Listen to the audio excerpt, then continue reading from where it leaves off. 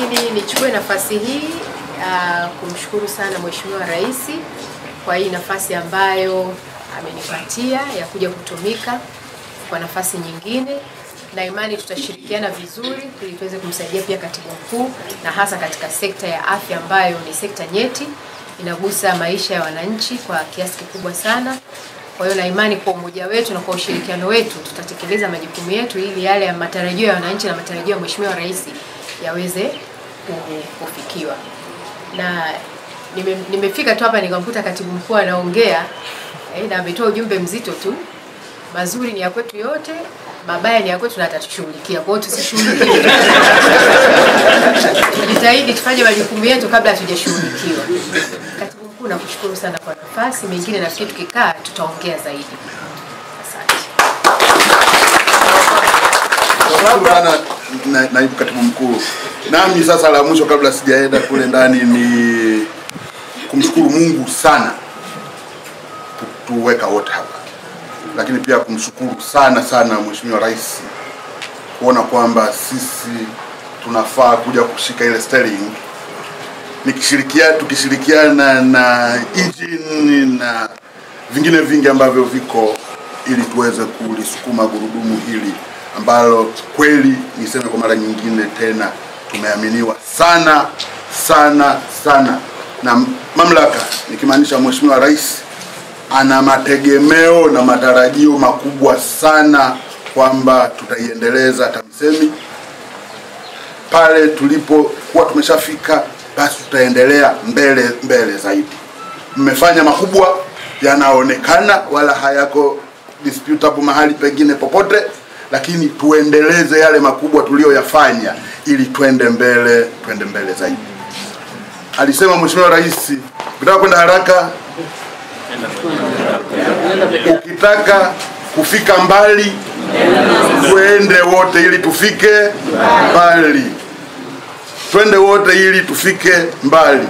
Ni wasalimu tena kwa salamu ya Mheshimiwa Rais ya Jamhuri ya Muungano wa Tanzania. Asanteni sana. Katibu Mkuu, kabla hujamalizia, kuna mtumishi mwenzetu Beatrice atoe neno la shukrani kwa niaba ya watumishi wote sisi.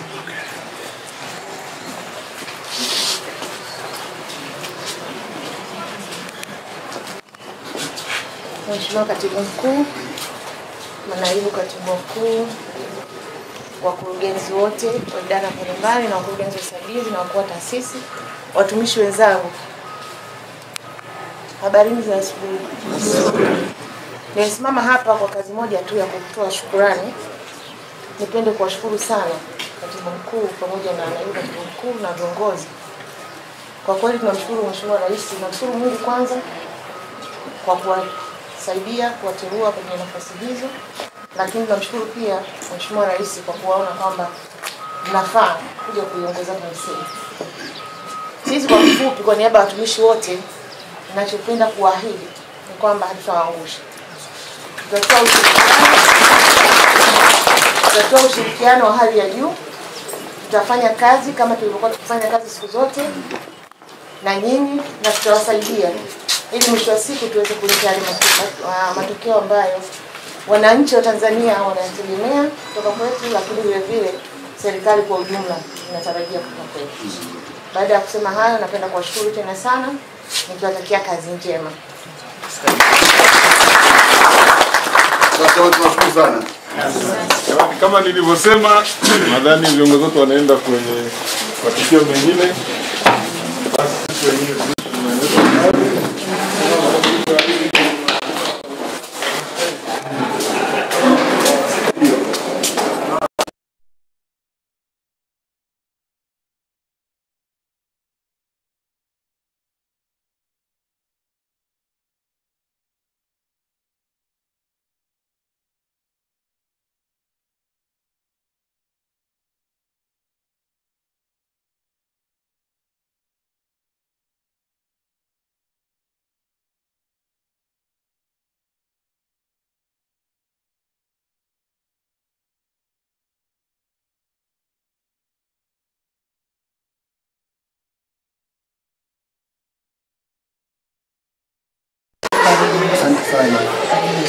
Sio wageni.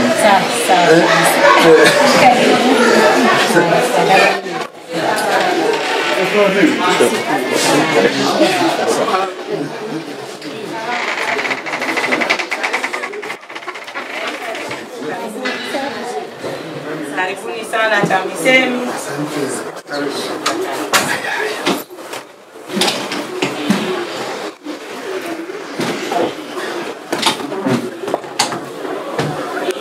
Kwa ruhusa yako na Mheshimiwa Waziri kumkaribisha Katibu Mkuu Mheshimiwa Profesa Riziki Shemdoe na Dr. Magembe ambaye ni naibu Katibu Mkuu wetu ambaye atakuwa ni pacha wangu kwenye upande wa afya. Lakini pia mimi nichukue nafasi hii kwa kuteuliwa. Maana yake ile karatasi ilivyotoka uteuzi ulikuwa mpya. Nimechukua nafasi hii kwa kumshukuru Mheshimiwa Rais kwa kuniamini kuendelea kufanya kazi hii, kuwasaidia viongozi wangu, Katibu Mkuu na mawaziri. Lakini pia nichukue nafasi hii sasa rasmi kwa niaba yako Mheshimiwa Waziri kumkaribisha Katibu Mkuu ofisi ya Rais TAMISEMI. Sio mgeni, kwa hiyo naamini atakuwa mwalimu wetu mzuri kwa sisi wa chini yake. Lakini pia sio mgeni, kwa atakuwa pia na experience nyingi ya changamoto ambazo tunahangaika nazo sisi kwa ajili ya kutuelekeza njia bora ya kuzitatua, kwa sababu Katibu Mkuu amekuwa mkurugenzi wa halmashauri. Kwa hiyo yale ambayo umekuwa ukisisitiza toka umeingia ya makusanyo, maduhuli yanayopotea na hela mbichi, yeye anazifahamu zinakuaje mbichi. Kwa hiyo mimi ulikokuwa umetupa ule mzigo Ijumaa, baadaye Mheshimiwa Rais akamleta Katibu Mkuu, niliona kazi yetu itakuwa rahisi zaidi kwa sababu tulipata mwalimu mzuri. Lakini pia naibu Katibu Mkuu nimkaribishe kwa sababu mara nyingi tutakuwa tunafanya kazi pamoja katika kumsaidia Katibu Mkuu. Kwa karibuni sana. Kwa sababu kikao hiki ni cha Mheshimiwa Waziri kuongea na watumishi na kumkaribisha Katibu Mkuu kwenye kazi. Naomba niishie hapa na nimrudishie MC sasa kwa kuendelea na utaratibu. Nadhani tuanze na utambulisho wa watumishi kwanza. Na mimi naomba nisiwatambulishe viongozi wangu, niwatambulishe management team tu. Katibu Mkuu, wewe Mheshimiwa Waziri, na pia nikupongeze wewe na naibu waziri kwa kurudi tena kuweza kuwa viongozi wetu katika ofisi ya Rais TAMISEMI. Mheshimiwa Waziri, mimi niseme na nitarudia tena, mimi sio mgeni TAMISEMI. Nilianzia huku, nikaenda huko kwingine, sasa nimerudi tena nyumbani. Kwa hiyo ni sehemu ambayo ninaielewa, ni sehemu ambayo nimeishi na kukua kabla sijaenda huko Wizara ya Afya. Nimelelewa huko. Mheshimiwa Waziri, nichukue tu nafasi hii kusema kwamba nimekuja kuungana na wenzangu ofisi ya Rais TAMISEMI. Tunachotakiwa kufanya tunakijua. Na malengo na matarajio ya Mheshimiwa Rais kwetu tunayafahamu. Na malengo na matarajio ya wananchi kwetu tunayafahamu. Na niseme tu katika hotuba yake Mheshimiwa Rais tarehe 6 aliweka bayana nini anatarajia kutoka kwetu. Kwa hiyo ni kazi yetu sisi kushirikiana ili tuweze kumsaidia Katibu Mkuu katika utendaji wake, na mwisho wa siku Mheshimiwa Waziri, wewe na naibu waziri muweze kutekeleza kupitia sisi. Na niseme tu kwamba Mheshimiwa Waziri, ni kuahidi mimi pamoja na timu yangu na wenzangu walioko hapa tutazingatia sana yale maelekezo ya Mheshimiwa Rais kama alivyosema. Alilenga kwenye maeneo ambayo sisi tunaita building blocks kwenye sekta ya afya, kwa maana ya kuwa na watumishi ambao wana ujuzi unaostahili, kwa maana ya kuwa na rasilimali fedha, lakini swala la kuangalia miundombinu, na hasa swala lingine la muhimu ni swala la bidhaa tiba ambalo alilisema kwa ukubwa na upana wake.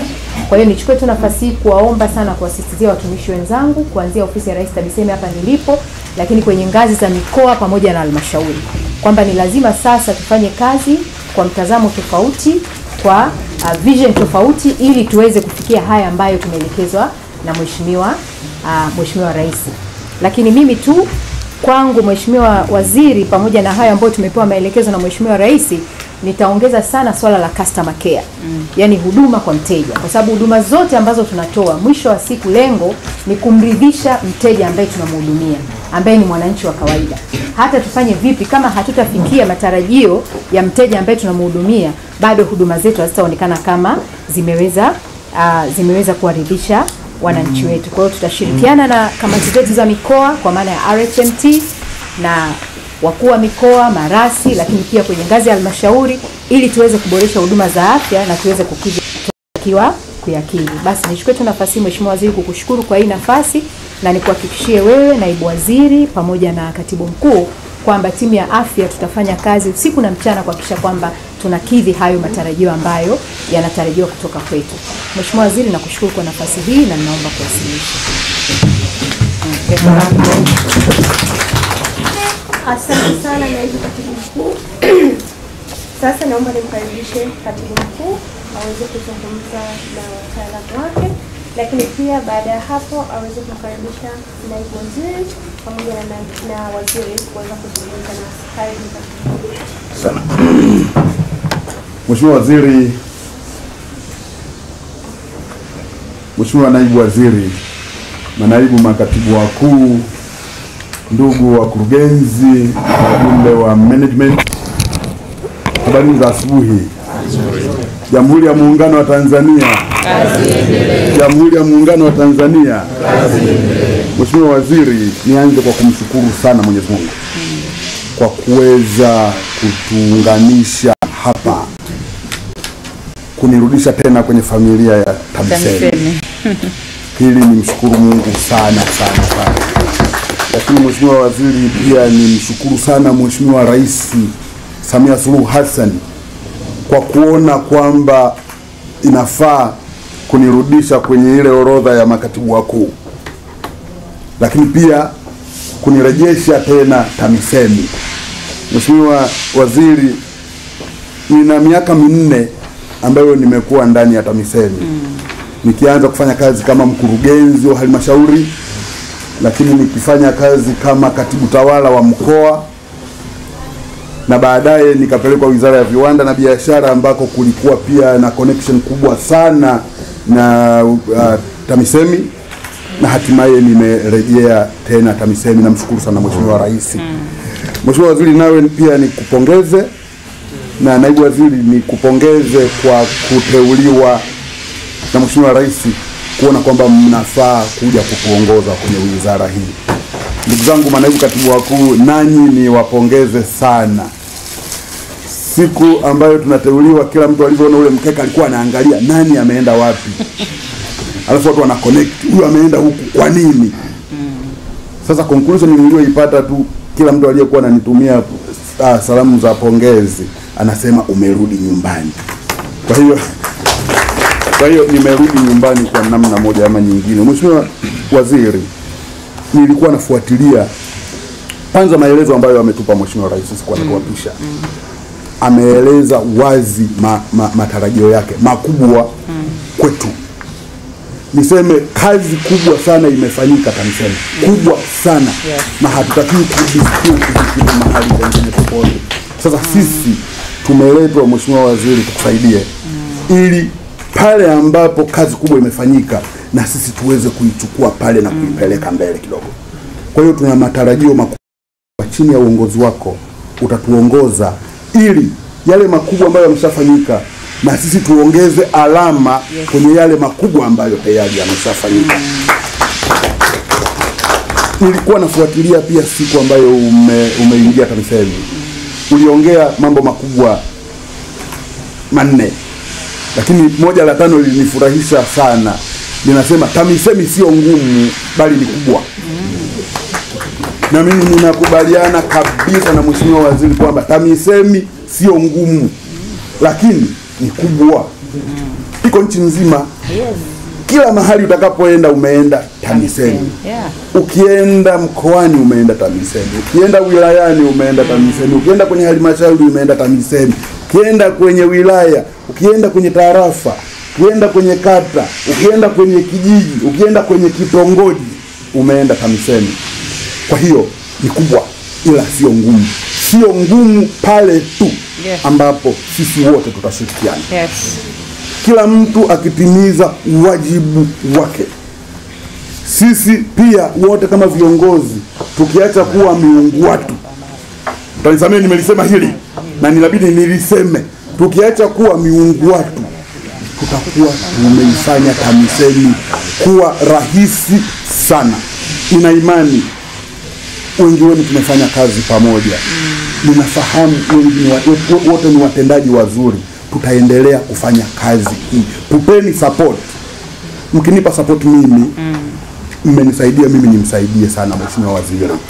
Kwa hiyo hilo ninaliomba sana. Mambo mengine ambayo yameshazungumzwa Mheshimiwa Waziri, pengine labda utakapoondoka, sababu nafahamu unaenda bungeni, pengine ninaweza kuendelea kubaki na management. Sawa kabisa. Ndio. Kwa hiyo hayo mengine nadhani tutajadili kama management. Lakini sasa Mheshimiwa Waziri, mimi ni kushukuru sana. Ni washukuru wote kwa mapokezi haya mazuri ambayo mmetupa. Hii inaashiria kwamba tayari tumeshapata support ya viongozi wenzetu, lakini pia ya watumishi wenzetu. Hii inatupa moyo, inatupa faraja kwamba sasa tumefika nyumbani, na kama alivyosema na Dr. Grace hapa, naye ni mtoto wa humu. Kwa hiyo tumezaliwa humu, tumekuwa humu. Kwa hiyo tuna uhakika kabisa kwamba tutamsaidia vizuri sana Mheshimiwa Waziri kuweza kutimiza majukumu yake. Mheshimiwa Waziri, kwa ridhaa yako sasa nimkaribishe Naibu Waziri ili naye aseme na baadaye akukaribishe ili tuweze kusikiliza. Nashukuru sana. Asante.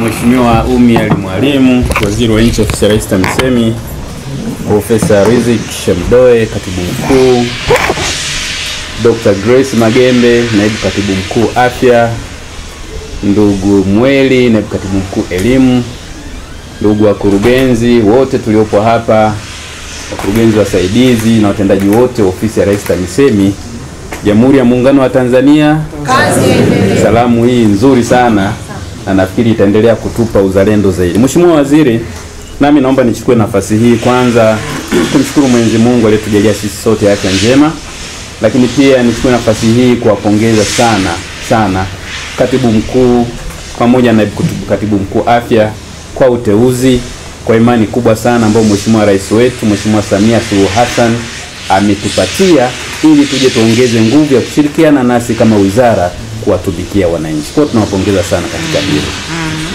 Lakini pili, Mheshimiwa Waziri, naomba niongee mambo matatu. Jambo la kwanza, Ofisi ya Rais TAMISEMI, Mheshimiwa Waziri, kama ambavyo uliongea na kutuelekeza kwenye kile kikao chako cha kwanza na hii management, Ofisi ya Rais TAMISEMI ndio wizara mama inayogusa maisha ya kila Mtanzania kila siku. Kwa kila changamoto kwa kiasi kikubwa ambazo kwa namna moja ama nyingine tutazisikia kwa wananchi wetu zinatokana na aidha sisi kutimiza au kutotimiza majukumu yetu moja kwa moja. Kwa hivyo Mheshimiwa Waziri, wizara hii ni wizara muhimu sana, na sisi kwa heshima kubwa sana ambayo serikali yetu imetupa kila mmoja kwa nafasi yake, ni kwamba imetambua kwamba tuna uwezo wa kwenda kusimamia, kuondoa na kutatua changamoto mbalimbali na kuboresha huduma kwa wananchi wetu. Kwa hiyo ningependa Mheshimiwa Waziri nikusaidie katika eneo hili kufafanua kwa mwanzo kwamba kila mmoja wetu atambue kwamba nafasi alionayo katika Ofisi ya Rais TAMISEMI eti sana, na anawajibika sana kuhakikisha anatekeleza majukumu yake kwa nguvu zake zote ili wananchi wetu waweze kuona matunda ya serikali yao. Mheshimiwa Waziri na watendaji wote, Mheshimiwa Waziri, tunajua TAMISEMI tumefanya mambo makubwa sana, na kama Katibu Mkuu alivyotangulia kuongea na waongeaji waliotangulia, lakini tunafahamu tumefanikiwa kwa kiasi kikubwa, lakini bado tuna changamoto nyingi na kubwa. Na kama mnakumbuka hata Mheshimiwa Rais wakati kwanza kwa hayati Mheshimiwa John Pombe Magufuli aliongea sana jambo la mapato na matumizi katika mamlaka serikali za mitaa. Mheshimiwa Rais wetu Mheshimiwa Samia Suluhu Hassan ameongea zaidi ya mara mbili swala la ufanisi wa usimamizi wa mapato na matumizi katika mamlaka za serikali za mitaa. Kwa sisi sote Mheshimiwa Waziri, kama watendaji na wasaidizi wako, rhythm ambayo lazima izunguke kwenye vichwa vyetu ni kwamba kuna sehemu hatujafanikiwa ipasavyo. Hatujafanikiwa ipasavyo kwenye usimamizi wa ufanisi wa makusanyo katika mamlaka za serikali za mitaa, lakini hatujafanikiwa katika eneo la usimamizi wa matumizi bora ya fedha za serikali. Na hicho ndicho king'ora ambacho sisi wote tuna red card, tuna yellow card ambayo ipo pending kwamba tunahitaji tufanye kazi kuonesha kuna mabadiliko makubwa. Mheshimiwa Waziri, kwenye mamlaka serikali za mitaa tumefanya ziara mara nyingi. Tumeona kuna ukiukaji mkubwa wa ufanisi katika makusanyo. Kwanza kuna maeneo mengi sana hawatumii ipasavyo zile POS machine. Wanazibypass. Kuna maeneo mengi sana hawatoi receipt baada ya kulipwa na wateja katika huduma mbalimbali. Maana yake ni nini? Maana yake kuna fedha ambazo mamlaka za serikali za mitaa kwa maana ya serikali ilitakiwa ipate iweze kuzitumia kuboresha huduma katika jamii zetu, bado tuna changamoto kubwa. Lakini eneo la pili, Mheshimiwa Waziri, ni eneo la matumizi. Bado kuna changamoto kubwa ya matumizi ya fedha. Bado kuna baadhi ya watumishi wachache wasio waaminifu wanaendelea kutuangusha kutumia zile fedha kinyume na taratibu kwa manufaa yao binafsi. Ni jambo zuri Mheshimiwa Waziri, kwa sababu kwenye kikao hiki cha management kila mmoja wetu akatambua hilo kwamba lazima twende tukasimamie, tuone namna gani tunaboresha na tunaweka mazingira mazuri. Na mchango mzuri Mheshimiwa Waziri wa ripoti ya CAG, ukilinganisha ripoti ya CAG 2018-19 na 2019 na 20, mnaona tofauti kubwa sana. Kwamba kule nyuma inaonekana tulikuwa serious zaidi. Yaani mwaka 2019-20 tumeshuka sana chini. Hati zenye mashaka zimeongezeka sana na hati chafu zimeongezeka sana. Sasa hiyo ni message kwetu kama watendaji wa makao makuu ya ofisi ya Rais TAMISEMI kwamba kuna jambo tunatakiwa tulifanye vizuri zaidi. Mheshimiwa Waziri, naomba niguse maeneo matatu. Eneo la kwanza, eneo la afya. Na nimpongeze sana Dr. Grace Magembe, namfahamu sana. Mheshimiwa Waziri, najua namfahamu sana na sisi sote hapa tunamfahamu kwamba amekuwa mchapakazi sana. Mimi tulikuwa wote Dar es Salaam akiwa raimu wangu, nilikuwa DMO, lakini namfahamu akiwa Director of Curative Services.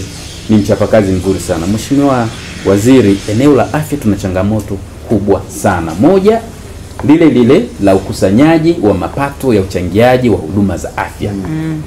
Kuna upotevu mkubwa sana wa fedha, lakini mifumo yetu bado ni dhaifu sana. Lakini kuna matumizi makubwa sana ya fedha mbichi kwenye vituo vyetu.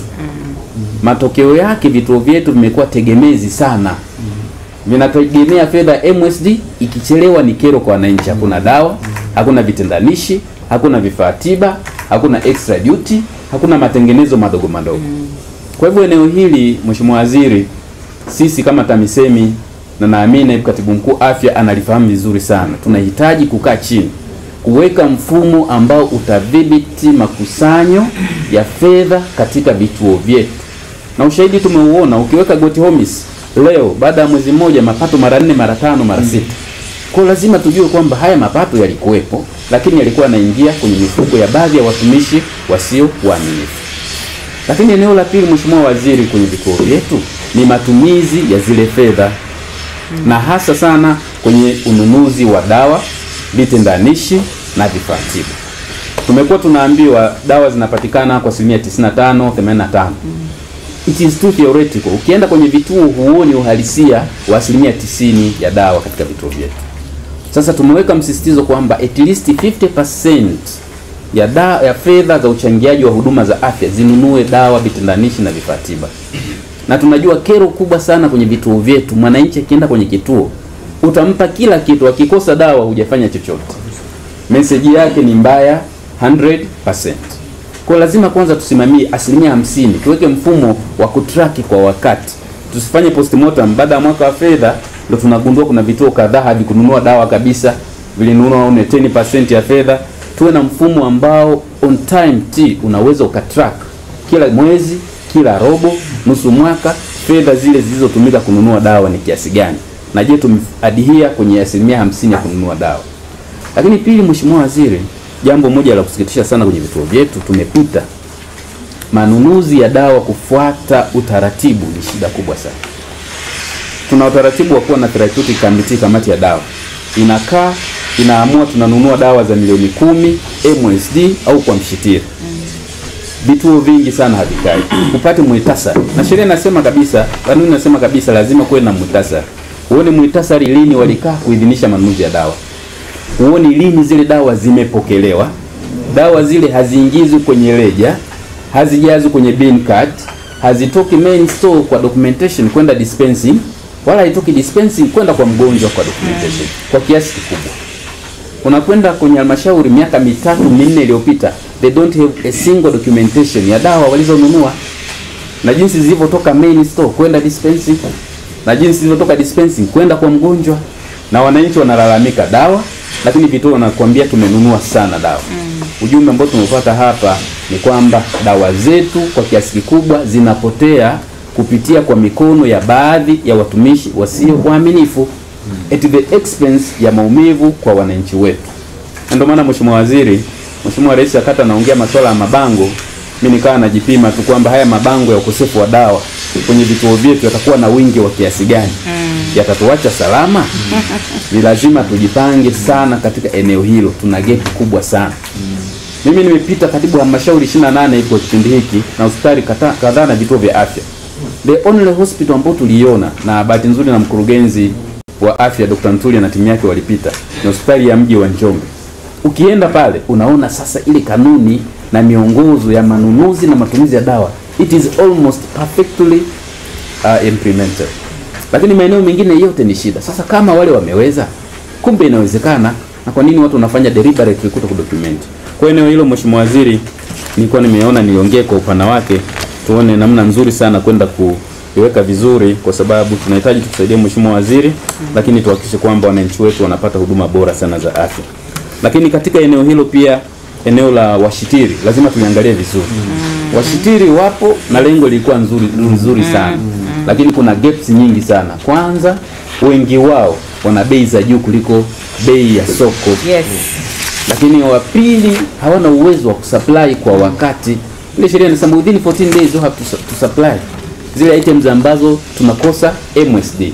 Inachukua muda mrefu, wanaleta vipande na tunapelekea ukosefu mkubwa sana wa dawa kwenye vituo vyetu. Kwa hiyo eneo lazima pia tuliangalie vizuri, tulitathmini vizuri, tuone wapi tunahitaji kufanya maboresho ili kuondokana na hiyo changamoto. Eneo la tracer medicine, ile list ile na tuiangalie. Mheshimiwa Waziri, nafikiri ni muda mwafaka sasa tuone, je, zile dawa zetu tunakwenda pale mara nyingine wako nje ya hiyo ni wangapi? Tuone ikiwezekana tuongeze kidogo orodha zile dawa ili tupanue wigo wa wananchi wetu kupata dawa kwa uhakika zaidi. Eneo la pili Mheshimiwa Waziri ni eneo la TARURA ambalo namalizia. Eneo la TARURA Mheshimiwa Waziri ni eneo ambalo ni nyeti sana, na nimpongeze mtendaji mkuu wa TARURA Engineer Seif, amekuwa anajitahidi sana kwa mambo yanakwenda vizuri, lakini tuna gap kubwa sana. Ile ya kibudget Mheshimiwa Ngia umeweza kuyafanyia kazi vizuri, na tunaona kwa kweli kuna mwanga mzuri tunakwenda, na sisi tunaendelea kumwomba Mwenyezi Mungu tuendelee kupanda vizuri. Lakini kwenye utekelezaji wenyewe bado tunahitaji kujipanga vizuri. Barabara zetu hizi kwa mwaka uliopita zimeanza kulimwa wakati wa masika, asilimia kubwa ya barabara katika nchi yetu. Nikawasiliana na engineer, issue ilikuwa kuna mfumo wa zabuni wa TANROADS ambao sasa huo ni online application. Kwa hiyo inaonekana labda haukuwa na ufanisi mzuri, kwa sababu tunaanza ulichelewesha sana kupata makandarasi kwa ajili ya zile barabara. Matokeo yake barabara kwanza zikachelewa sana, kwa hiyo zikaharibika sana. Lakini pili, tukaanza kuzitengeneza wakati wa masika, kitu ambacho mara nyingi sana tunapoteza thamani ya fedha na tunachelewesha sana ile miradi. Na mpaka sasa kuna baadhi ya miradi itakuwa kuanza ina wiki 2, 3, 4 hawajaanza kwa sababu mfumo unasumbua. Najua mtendaji unafahamu hiyo. Kwa mwezi mzima na kitu mfumo unasumbua, fedha zipo, contracts zinatakiwa zitangazwe, lakini hatuwezi kufanya kitu.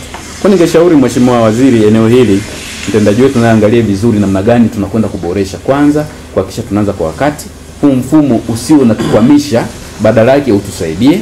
Lakini tatu, kuhakikisha zile contracts zile zinakamilika kwa wakati na kwa ile thamani ya fedha. La mwisho Mheshimiwa Waziri, naomba nilirudie tena kwa msisitizo kwamba mimi ninaamini mambo mengi sana tunayafanya vizuri. Lakini ninaamini kuna maeneo ambayo tunahitaji kufanya vizuri zaidi. Yes. Na eneo kubwa ambalo mimi naliona, haya mengine yote naweza sio na uhakika sana. Lakini na uhakika sana kama hatutakuwa na utaratibu wa kuchukua hatua zinazostahili kwa wakati, we are very sure kwamba tutabaki hapa tulipo au tutashuka chini zaidi, na malalamiko yataendelea na mamlaka zitatuona bado hatujafanya kazi tuliotumwa kwenda kuifanya. Tuna hesitance kubwa sana na delay kubwa sana za kuchukua hatua. Yaani mtumishi anajulikana kabisa kabisa, A to Z, fact zote zipo. Biti mkurugenzi, biti ni DMO, biti ni manager wa TARURA whatever. Ana makosa ya wazi, anajulikana katika local level, katika mkoa, katika wizara, hakuna hatua inayochukuliwa.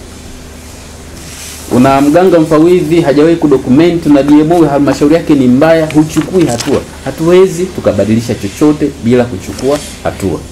Of the things we should be assured we are going to fail kama tujafanya ni kutokuchukua hatua. Kwa nini ningeshauri Mheshimiwa Waziri, lazima tu rebrand mindset zetu na approach zetu kuhakikisha kwamba tunachukua hatua kwa wale ambao kwa kweli tunaona wanatukwamisha, na hili litatusaidia sana kujenga nidhamu lakini pia na utekelezaji. Baada ya kusema haya, Mheshimiwa Waziri, nachukua nafasi pia kukushukuru sana na kuhakikishia kwamba sisi kama wasaidizi wako tutaendelea kuhakikisha kwamba tunachapa kazi kwa nguvu zetu na uwezo wetu na weledi wetu wote, ili tuhakikishe ofisi ya Rais TAMISEMI kama nilivyosema ni kubwa, sio ngumu, na sisi tuoneshe kabisa kwa kweli huu kubwa wake, na sisi ni wakubwa, ndio maana tumewekwa hapa, tunatosha na tunaweza tukafika hatua ambayo inatakiwa. Nakushukuru sana Mheshimiwa Waziri.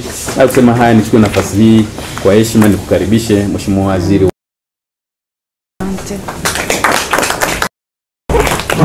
Mheshimiwa Naibu Waziri, nikushukuru sana kwa maneno ya utangulizi, lakini pia kwa ajili ya kuwapongeza na kuwakaribisha katibu mkuu wetu, naibu katibu mkuu.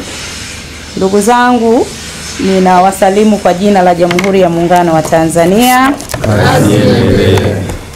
Mheshimiwa Naibu Waziri, Mheshimiwa ndugu katibu mkuu, naibu katibu mkuu afya, naibu katibu mkuu elimu, wakurugenzi na wakuu wa taasisi na timu nzima ya management.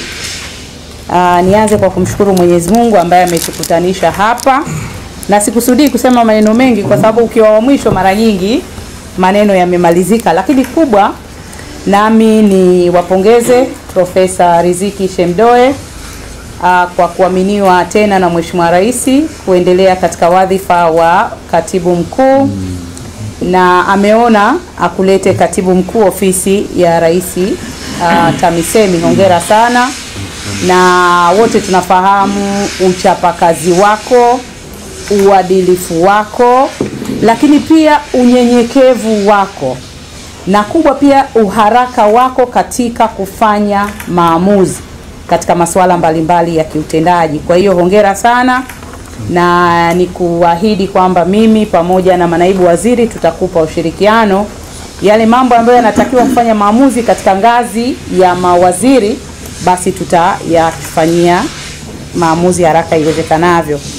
Dr. Grace, hongera na wewe kwa kuteuliwa kuwa naibu katibu mkuu afya. Lakini na Gerard pia, maana jina limetoka kwenye karatasi.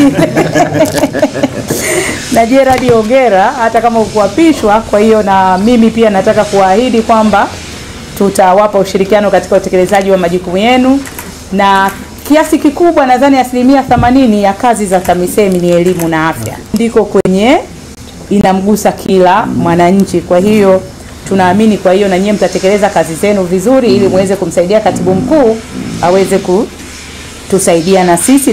Dr. Grace, na kufahamu, najua ulikuwa Raimo Dar es Salaam, nikakuiba nikakuleta wizarani na tumefanya kazi nzuri, kwa sababu mimi ni mtu wa haraka. Mimi nataka kuona matokeo. Kwa hiyo napenda mtu ambaye ananisukuma na mimi nikimwambia hii. Kwa hiyo nashukuru kwamba umekuja TAMISEMI.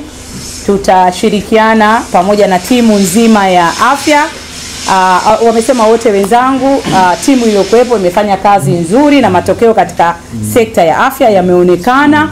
Kwa hiyo tunachotaka ni kufanya vizuri zaidi. Na hata siku ya kwanza katibu mkuu, mimi ni mtu ambaye napenda kusema ukweli. Nime-acknowledge mchango wa watangulizi wetu katika kupeleka au kusukuma mbele masuala mbalimbali ya maendeleo katika ofisi ya Rais TAMISEMI. Kwa hiyo tunawashukuru, na ndiyo maana ya uongozi ni kubadilishana kijiti. Kwa hiyo kubwa tunataka tufike kwa haraka kule ambapo tunatakiwa kufika. Kwa hiyo niwapongeze na karibuni sana ofisi ya Rais TAMISEMI. Tumepishana mbele. Nini matarajio ya Mheshimiwa Rais kwetu sisi kama ofisi ya Rais TAMISEMI? Nini matarajio ya Watanzania kwetu sisi kama ofisi ya Rais TAMISEMI? Na kwa kweli binafsi nadhani tuna bahati sana ya kumshukuru Mheshimiwa Rais. Nadhani ndio wizara ya kwanza kukutana na Mheshimiwa Rais.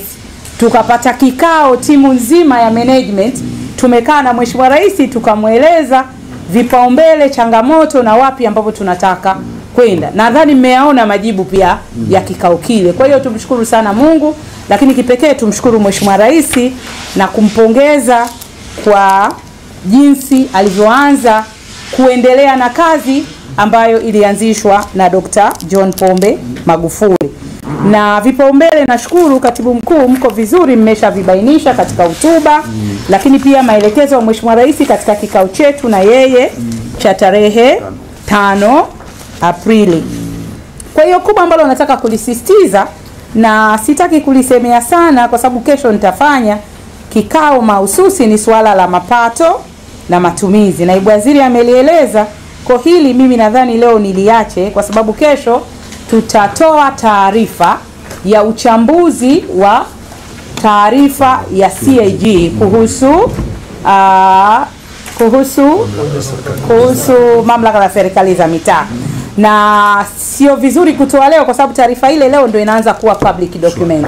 Kwa leo imewasilishwa bungeni, kwa hiyo kesho tutatoa uchambuzi wa awali na nini yatakuwa maelekezo yangu kwa halmashauri ambazo zimepata hati chafu, kwa halmashauri ambazo zimepata hati zenye mashaka, lakini pia kwa halmashauri ambazo zimepata hati safi. Kwa sababu pia kupata hati safi haimaanishi hakuna wizi, hakuna uzembe na hakuna ubadhirifu. Ni mambo tu ya kimahesabu. Kwa hili nataka kuliacha kwa sababu kesho tutaliongea.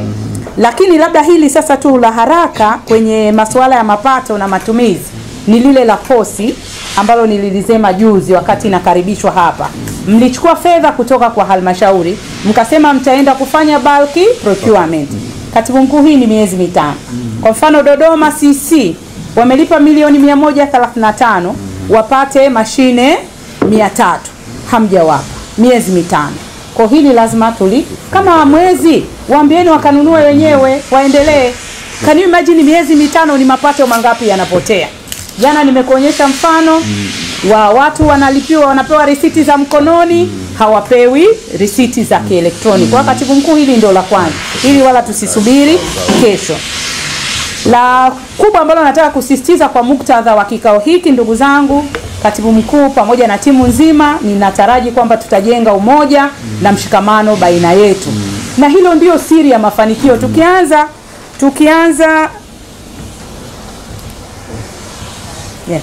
Tukianza kuanza kugawanyika, tukianza makundi kwa kweli hatutafika.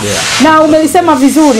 Mimi kwa kweli na TAMISEMI sio ngumu, nataka kusema ni kubwa kama ulivyosema, kwa sababu tunamgusa mwananchi kuanzia ngazi ya kitongoji. Tunamgusa kila Mtanzania, kwenye kijiji, kwenye mtaa, kwenye kata, kwenye tarafa, kwenye halmashauri, kwenye wilaya, kwenye mikoa. Kwa hiyo ina maana tukiwa na teamwork, tukishirikiana, tukaona hii ni kazi yetu sote kama TAMISEMI, na kama kila mmoja wetu atatimiza wajibu wake, hakuna kazi itakuwa ngumu. Na mimi nataka kuwaambia, mimi sio mtu wa kushindwa. Sijajiandaa kushindwa na sitashindwa katika kuiendesha TAMISEMI. Kwa hiyo umoja na mshikamano ndio itakuwa moja ya nguvu au fimbo yetu wa kutaka kufika kule ambako tunataka kufika. Lakini la pili ni swala la vipaumbele vya kufanyia kazi. Tayari Mheshimiwa Rais amevielekeza jana, na mimi pia nilivieleza siku ya management kwamba kuna swala la elimu, na elimu tunaenda vizuri. Kwa hiyo ni kuongeza tu msukumo, na Mheshimiwa Makamu wa Rais Mheshimiwa Rais amenielekeza hataki kuona mtoto wa Kitanzania akisoma chini ya mti. Kwa hiyo sisi TAMISEMI ni lazima tutekeleze maelekezo ya Mheshimiwa Rais. Ameniambia mimi ni mama, sitaki kuona mtoto wa Kitanzania akisoma chini ya mti. Kwa hiyo Naibu Katibu Mkuu, kazi kwetu na Katibu Mkuu. Hayo ni maelekezo ya Rais, tupeane muda. Nataka kwanza niwaache tukubaliane. Tunaenda kutekeleza vipi agizo la Mheshimiwa Rais Samia Suluhu Hassan kutoona watoto wa Kitanzania. Tume ya walimu nadhani hatujafanya vizuri. Walimu wana kero na malalamiko mengi. na amezungumza naibu waziri, basi angalau tuchukue maamuzi. Walimu wanazungushwa, leo anaenda huku anafuatilia kitu kidogo, mwalimu anaambia waziri nataka nije Dodoma nikuone na kuja TAMISEMI. Hebu tuwasikilize walimu, tutatue kero za walimu. Tumeajiri walimu mwezi wa 12 nadhani, Gerald. Tunajua mpaka dakika hii wangapi wamesha report? Tunafahamu. Na wangapi ambao hawajaripoti? Afadhali. Lakini nafahamu wengi hatujawalipa posho ya kujikimu. Sasa jifikirie wewe mkubwa, umeenda kuripoti, unatoka Tanga unapelekwa Simiyu kwa watani wangu wa Sukuma. Sijalipwa chochote na ni mtoto mdogo, anaenda kuishi vipi? Kwa hiyo hili lazima katibu mkuu ulifanyie kazi. Walipwe walimu walioajiriwa, walipwe posho yao ya kujikimu. Kwa sababu wengi wamerudi maisha magumu.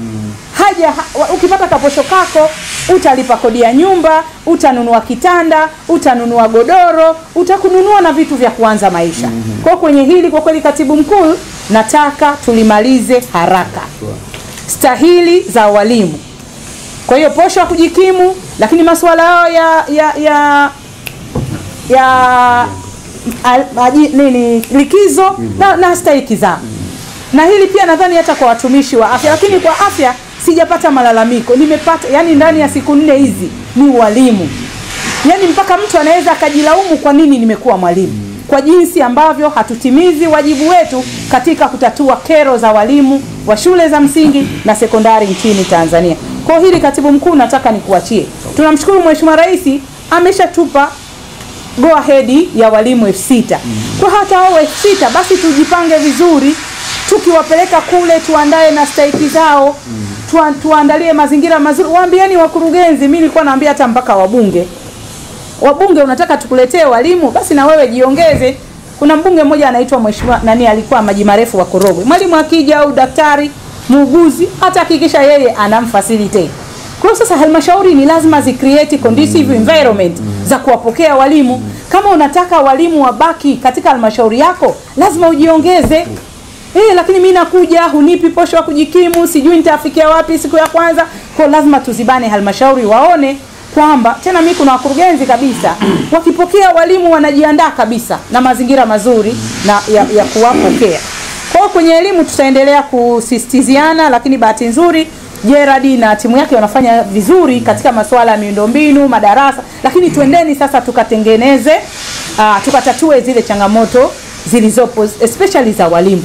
Kwa bila kumweka mwalimu katika mazingira mazuri, watoto wetu hawatafundishwa vizuri. La tatu kwenye afya, naibu waziri ameliongea, sina haja ya kulirudia. Na mimi nataka kurudia tu kusisitiza zile la mnyororo mzima wa dawa, Dr. Grace. Maana tunasema dawa, upatikanaji wa dawa muhimu ni 80%, lakini katika miaka miwili hii kidogo kuna kushuka. Nataka kukiri. Kwa hiyo dawa hazipo kule site kwa wananchi. Kwa hiyo tuendeni tukaangalia changamoto ni nini, mfumo mzima mnyororo wa dawa, na jingine ni hili la washitiri. Mimi katibu tawala wangu wa mkoa wa Tanga ambaye alikuwa engineer Zeno sasa hivi, alilalamika, alilazimishwa na wizara na sisi TAMISEMI kwamba anasema yani mshitiri ule sio ametoka wapi, haeleweki, ni very expensive. Hebu angalieni mfumo mzima huu. Angalieni, mimi kabisa hata leo mkimpigia anasema waziri yani hakutaka wale ambao sijui, yani sijui kuliingiliwa kitu gani. Kwa sijui labda tulitengeneza maslahi yetu sisi tukaacha maslahi ya mikoa na halmashauri. Kwa hili pia tukaiangalie la washitiri. Otherwise kwenye afya nahitaji pia katibu mkuu na Dr. Grace pamoja na timu twendeni tukaimarishe huduma za kinga. Hata kama ni primary health care, tusifocus sana kwenye tiba.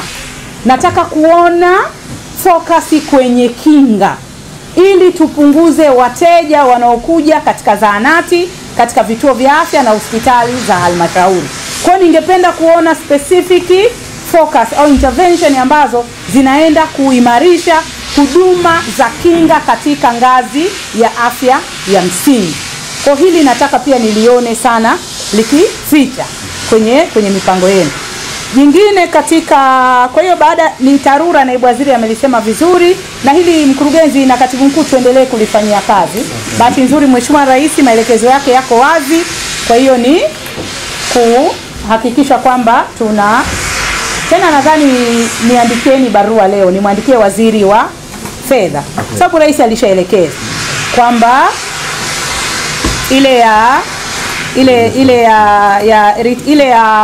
ya parking fee pia lakini pia kwa hiyo hili tuniandikie barua tu nimwandikie. Lakini kuna swala la property tax pia inaweza ikatusaidia kwenda kufanya mambo kwa sababu pia maelekezo yako wazi. Kwa hiyo niandikie barua, nadhani jana kwenye kamati serikali tumejibu kwamba wabunge wanataka majibu kabla wakati tukiwasilisha budget. Mwongozo kwamba wana retain vipi.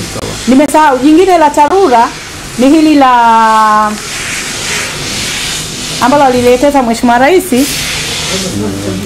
Yes, please. Yes. Halmashauri kuchangia. Rais amesema halmashauri zichangie. Na jana mimi nimepata message kutoka kwa wakurugenzi wanasema Mheshimiwa, hela tunazo, tuko tayari kwa tutoe mwongozo. Tena ndani ya wiki hii. Wala tusisubiri.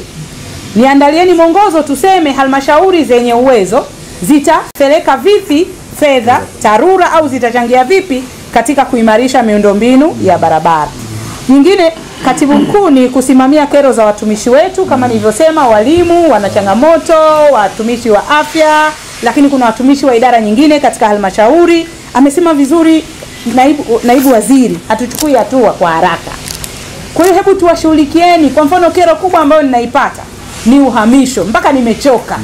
Kwa hiyo hebu tutoe mwongozo. Watu wanahama hawahami. Na kama wanahama kwa kufuata vigezo vipi? Na kama hawahami kwa kufuata vigezo vipi? Lakini limekuwa ni kero. Nafahamu kwamba wenzetu wa utumishi walitoa maelekezo kwamba ni haki mtu kuhama. Lakini sasa kila mtu anataka kwenda mjini. Nani atabaki kijijini? Kwa hiyo pia ndio maana nataka tutoe a very clear guidance. Kwa sababu tusiwe tunatumia haki ya mtu kuhama lakini halmashauri za vijijini na pembezoni zikakosa watumishi. Kwa hilo tusije tukali-entertain hata siku moja. Tena kwenye hili katibu mkuu pia hebu fanyeni tathmini, uchambuzi wa watumishi. Kwa sababu hapa pia naongeza, kwa kweli binafsi kama waziri wa TAMISEMI sitaki kuona shule ina mwalimu mmoja. Shule ina walimu wawili, hapana. Haiwezekani shule nyingine ina walimu 30 alafu shule nyingine ina mwalimu mmoja. Hapana. Hebu tufanye redistribution. Tukawatawanye upya watumishi katika halmashauri zetu. Kwa hiyo pia kuhama ndio ni haki, lakini pia ni haki kwa watu wa vijijini kupata watumishi wa afya. Unapotaka kila mtu aje mjini, kila anataka kuja mjini, alafu kule vijijini atakaa naye. Kwa hiyo lazima watumishi. Tena kuna mmoja akanitumia message ngumu, Mheshimiwa, mimi mwaka wa 3 ndoa yangu imeteketea. Sawa, lakini tutafanyaje? Kwa hebu tuangalie. Yaani ni message za walimu kusimamishwa uamuzi. Hebu tufanyeni maamuzi. Sawa, ndio ninachotaka. No, yes. Yes, why, no, why. Period. And then we go forward. Jingine ni kusimamia katibu mkuu nidhamu za watumishi wetu. Hili katika mimi kwa sababu pia naona kuna TBC hapa. Nataka kulisisitiza. Vio wa TAMISEMI kuanzia ngazi ya chini, ya kijiji, mtaa, kitongoji, kata, tarafa, wilaya, mkoa, ni lazima wazingatie sheria, taratibu na kanuni za umma katika utekelezaji wa majukumu yao. Tusiwavumilie yoyote ambaye atafanya kitu kinyume na STK, sheria, taratibu na kanuni. Kwenye hili kwa kweli mimi sitamfumbia macho. Hata awe ni ngazi ya mkuu wa mkoa, nitapeleka mapendekezo kwa mamlaka ya uteuzi. Hatutavumilia yoyote ambaye atafanya majukumu yake kinyume na sheria, kanuni na taratibu za utendaji kazi ndani ya serikali. Kwa hili tukalisisitize kuanzia ngazi ya kitongoji, ngazi ya kijiji, ngazi ya kata, ngazi ya tarafa, ngazi ya halmashauri, ngazi ya wilaya au ngazi ya mkoa. Ni lazima tuendeshe serikali kwa kuzingatia sheria, kanuni na taratibu za utumishi wa umma. Kwa hiyo hili katibu mkuu, mmemuona mkurugenzi ana tatizo, amesema vizuri naibu waziri, sisi tunasikia tuhuma zipo mkononi, zina uthibitisho, mnamkumbatia. Mkuu wa idara anasifika kula rushwa, uzembe, kila aina ya uchafu, tunamkumbatia. Kwenye hili hapana. Kwenye hili hapana, tuleteeni sisi, wajibu wetu ni kufikisha kwenye mamlaka za uteuzi. Mamlaka za uteuzi zitafanya maamuzi, lakini sisi tutimize wajibu wetu. Tusioneane aibu, tusilindane, tusioneane haya kwa kiongozi, mtendaji au mtendaji wowote wa TAMISEMI ambaye anafanya kazi kinyume na sheria, kanuni na taratibu. Na kwenye hili hata hapa katibu mkuu tujiangalie wizarani. Sijui juzi nililisema, lakini nafurahi mtendaji wa halmashauri ya wilaya ya Meatu, nadhani mnalifahamu, kuna watumishi 4 walikuwa Meatu, 3 wa elimu, 1 wa afya, wakahama. Yeye sasa anaangalia mbona sipati replacement, akaandika barua, wameleta barua za katibu mkuu, akaandika barua TAMISEMI. Katibu mkuu akasema hiyo barua ya uhamisho sio ya kwangu, kwa nataka tujue, tuanze na hawa wa Meatu. Barua hizi wamezipata wapi? Ni za feki za mtaani zinauzwa, au ni hapa ndani tumechonga barua? Mimi nampongeza sana mkurugenzi mtendaji wa Meatu, anaitwa Fabian Manoza, sijui amefanya vizuri, anaona hela zinaingia kwake za watumishi 4, lakini watumishi hana. Kwa hiyo yeye akaanza kufanya tu utafiti haraka, kagundua na hawa watumishi wamekiri kwamba wametoa milioni 1 kupewa hiyo barua. Kwa katibu mkuu nataka ushirikiane na mkurugenzi wa Meatu, tuchunguze hao watumishi, hiyo barua wameipata hapa au labda ni barua ambao wameinunua mahali pengine. Lakini lazima hili tulikomeshe. Na kama tu Meatu tumepata ndani ya mwezi mmoja, mkurugenzi amepata watu 4, hatujui ni wangapi wamehama kinyume na barua za kufeki. Sawa. Na jingine ambalo nataka kusema katibu mkuu, kwenye elimu pia mliangalie. Walimu wanalipishwa mpaka 300, 500 kupewa ukuu wa shule. Hapa mimi mwenzenu si yangu moja, Magufuli amenifundisha kusema ukweli. Kwa hili tuliangalie, na nazo message, mtu anapewa ukuu wa shule kule kwenye halmashauri kwa kulipa 500 mpaka 300 mpaka milioni. Hili hapana.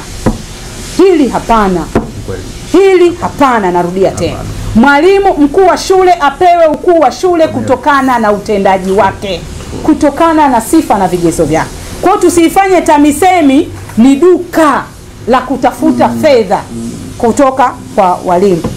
La kumalizia ni swala la katika ile kuimarisha mapato, kesho tutaliongea na kusudia. Nimeongea na waziri, tena bahati nzuri ulikuwa huko, nimeongea na waziri wa viwanda na biashara Profesa Kitila Mkumbo na waziri wa uwekezaji.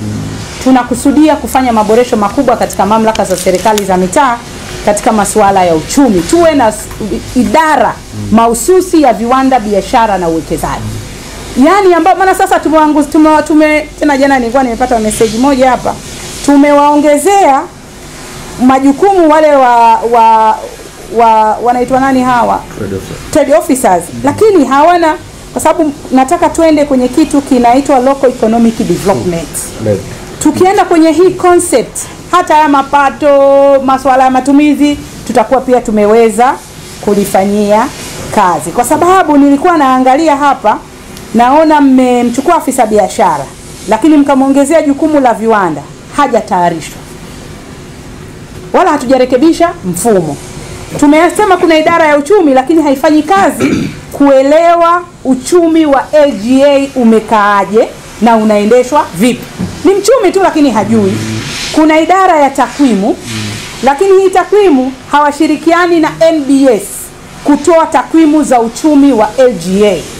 Uwekezaji ndio wala siuoni mimi kwenye LGA. Kwa hiyo hili lazima katibu mkuu lifanyie kazi haraka, na ningependa ndani ya siku 100 za Mheshimiwa Rais Samia Suluhu Hassan tukatengeneze idara ya viwanda, biashara na uwekezaji katika mamlaka za serikali za mitaa. Kwa sababu mkimuona Mheshimiwa Rais, yeye focus yake ni uchumi, kuendelea na vision ya Mheshimiwa Rais Dr. John Pombe Magufuli. Kwa hili katibu mkuu ni la kumalizia. Mwisho ni ushirikiano pamoja na wizara na sekta nyingine za serikali. Nadhani sisi tumejifunza. Na mimi jana pia niliwaambia mimi sio mtu wa kugombania. Sasa hapa kuna vyombo vya habari. Sijui naweza nikafunga kidogo off. Ni kama ni kitu cha kuandika nitamwambia sasa nenda kalipitishe dokezo through kwa katibu mkuu. Kwa hiyo si wao wengine wanaona makatibu wakuu kama unaruka. Mimi ni open door policy. Nimekaa miaka 6 ubalozi wa Denmark. Unaingia tu, kila mtu unafanya kazi, kila mtu ushajua majukumu yako umemaliza.